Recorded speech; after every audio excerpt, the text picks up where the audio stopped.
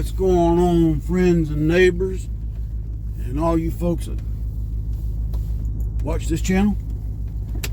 It's your friendly neighborhood old soldier coming at you again from a relatively warm day here in Robinson County, North Carolina. Headed out to work right now.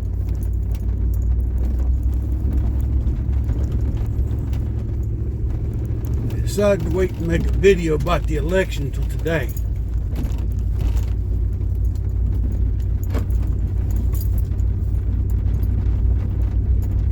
Great, Donald Trump won. I'm happy. But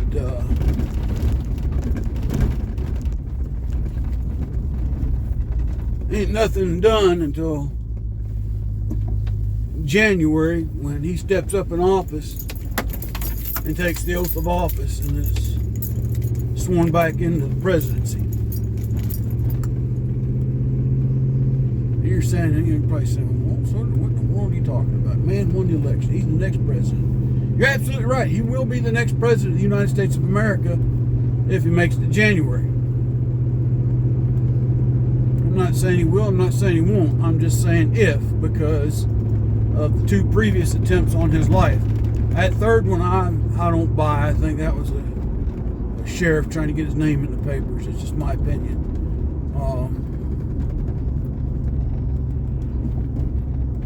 Bottom line's this. Between now and January, it's still a long time. Right now, the only protest I've heard of was a peaceful march in Chicago. Of course, last time, it was after he was inaugurated, they started tearing cities all apart. So don't let your guard down against the moral of this story this morning, boys and girls. This thing is far from over. Yep, the results are in. No denying it. Donald Trump won. Not necessarily by a landslide, but not by a molehill either. Now, what's funny is the divide in the Democratic Communist Party of America. Yeah. They're pointing fingers left and right at each other. I was just listening to an excerpt from Jesse Waters, one of the few reporters that Fox News still employs at halfway decent. What old Jesse was pointing out was that, members of the Democratic Party, of the people that are in charge, are saying that those folks who ran the Barack Obama campaign, who basically ran the Harris campaign, need to go ahead and retire. And then there's a faction that's blaming the Obamas for the loss. There's a faction blaming the Bidens for the loss. And it's funny watching pointing fingers at each other. And then that pouty-faced Nancy Pelosi, that picture of her pouting. Oh, Lord, I love it. Old drunk wino. She's getting a dose of her own medicine.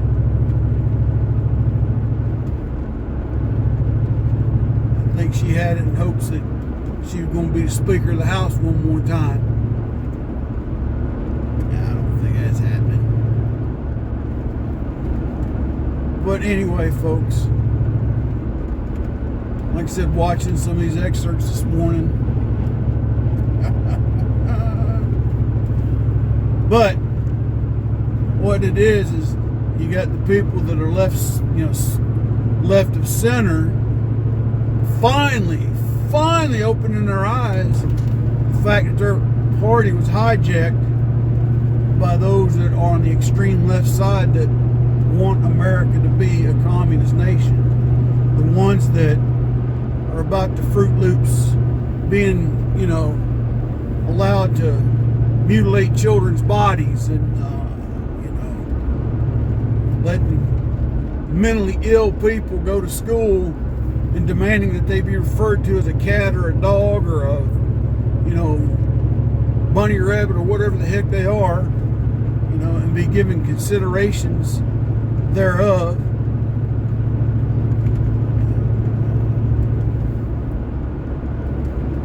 Now my next question, this goes out to all them celebrities that promised they'd leave if Trump got reelected. Well, y'all need help packing? I won't charge you too much, about $100 an hour to move your shit. We'll get it slung on a boat for you somewhere.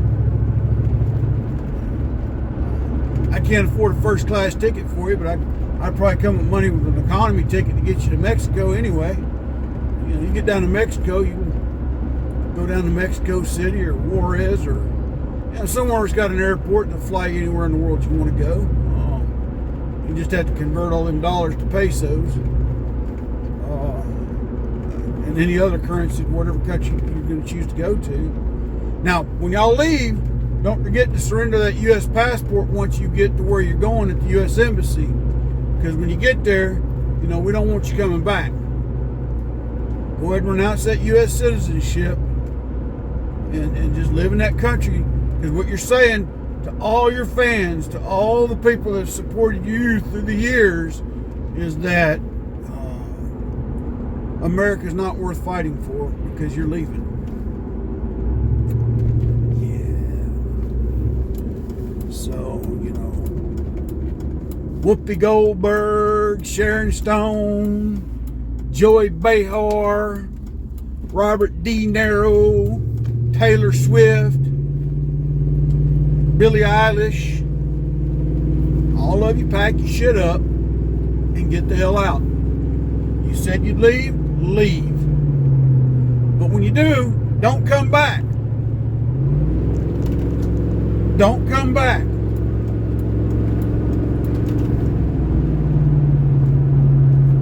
Period.com. In the story. When you get to where you're going, turn in your U.S. passport to the embassy and tell them that you're renouncing your U.S. citizenship and you're applying to be a citizen of whatever country you're going to.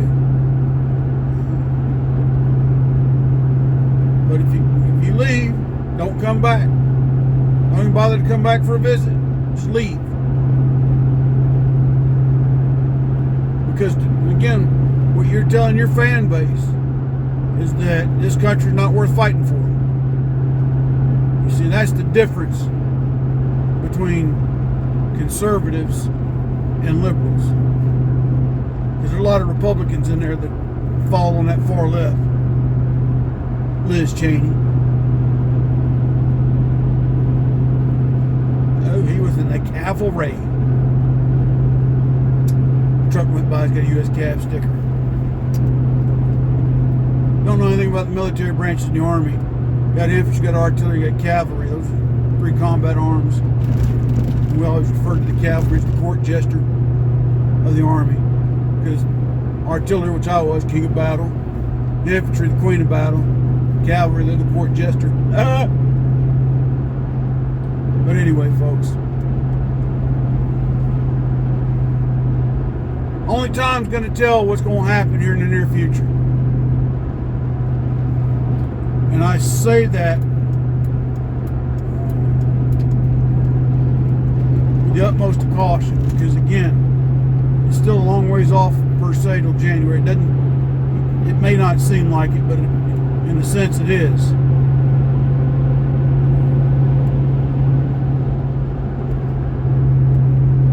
And no, I'm not saying Donald Trump's going to go out and do something stupid. I think whoever he's got surrounded in this to go around kind of got him under somewhat control. He hasn't been going off like he did last election. Hopefully he'll continue to do so. What I will say is this. Makes it to the inauguration. My first hope that he takes them 2 attorney generals, one from Georgia and one from New York, has them investigated and charged. That's retaliatory. Yeah, it is.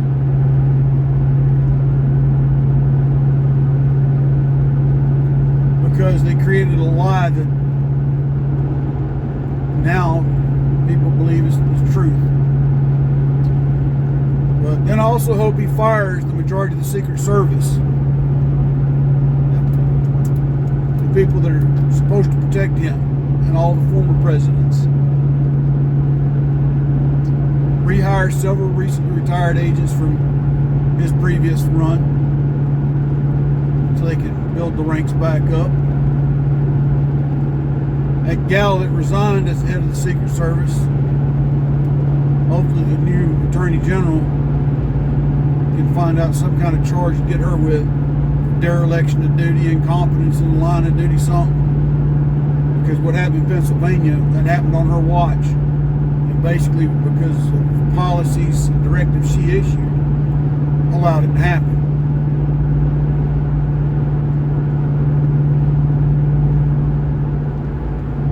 It's a fiasco. Black eye for the Secret Service.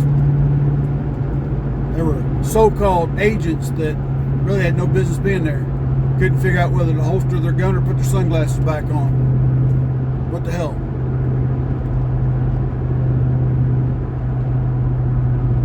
Couldn't even get the president covered correctly and into the vehicle without mucking it up. So yeah, I hope he fires the majority of them and rehires a new batch. I'm not saying loyal to him, but loyal to the Constitution. And not some DEI policy that came out of the White House. That's the next thing I hope he abolishes is all the DEI bullshit. Then I hope he goes down to the military and says to all you Fruit Loops that think you were coming in to get your sex changed, you're out, you're gone. You are mentally unfit for active military service. Bye. And all the ones that were put out because they refused to get the vaccine, restore their benefits. If they don't want to rejoin, that's fine, but clear it all up completely. Supposedly Biden administration started it. Doing that, but that was because they were meeting recruiting short. They had recruiting shortfalls that weren't being met. Not because it was the right thing to do.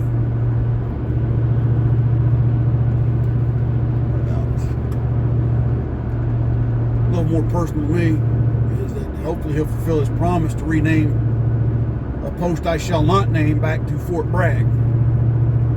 Yep. He came here to Fayetteville at a rally and made that promise to the people that were gathered there. I don't know if he's going to do it with every military installation he got renamed. But he made a promise to the people up there that he would rename that place Fort Bragg. Yeah, I took personal offense to that one, folks. I was born on Fort Bragg. Nothing wrong with that name. Now, the person they were named after was an idiot. I'll be the first one to tell you that. Braxton Bragg was an idiot. Okay? We're 100 and some odd years past that. The name has become associated with the center of the airborne universe in the Army. Anything and everything that was airborne came out of Fort Bragg. People would like to say, well, you got to go to Fort Benning, go to jump school. This is true. You are absolutely true. Where was the Airborne Command established during World War II? Fort Bragg. A lot of the testing of new equipment and procedures, Fort Bragg. Yeah, there was other posts that were airborne, Fort Campbell for a long time.